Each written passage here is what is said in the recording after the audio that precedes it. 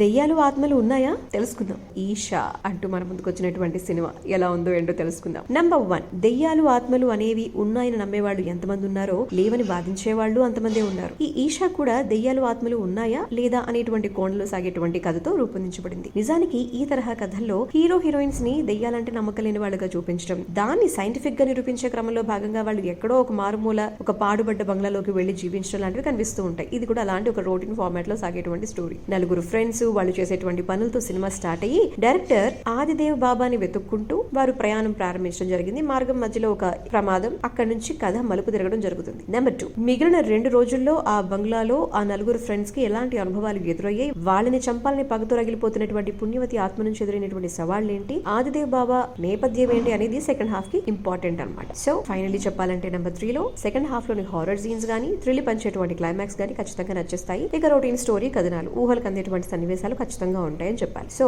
అక్కడక్కడ భయపెడుతుంది, చివరిలో థ్రిల్ పంచుతుంది ఈషా.